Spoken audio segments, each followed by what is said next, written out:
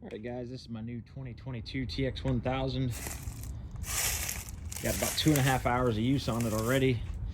I'll tell you, this thing is it's far superior to the 525 as far as drilling and its land speed. It's about, I'd say, about twice as fast on the ground. Both of them have the same speed rating in the specs, but that is not true.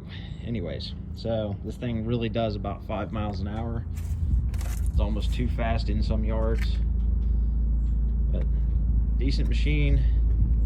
I can't really find anything I don't like about it other than it just seems to have some different power bands as far as its strength. So like with the 525, I could plow into something like this and scoop with no bogging, and this thing won't bog when it picks stuff up as long as you're not driving with it.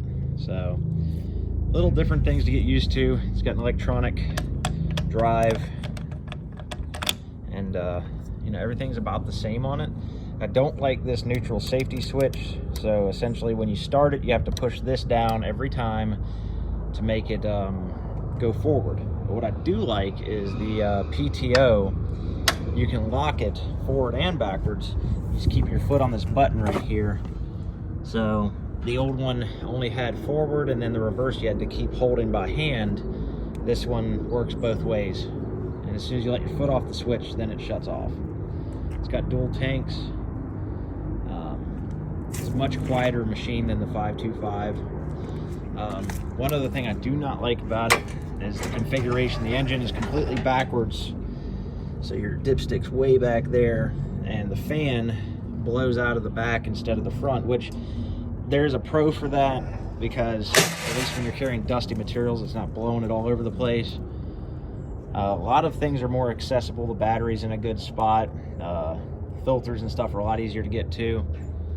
But yeah, I just don't like the fact that it blows heat on your legs in the summertime, and that the engine sits backwards, so everything's harder to get to.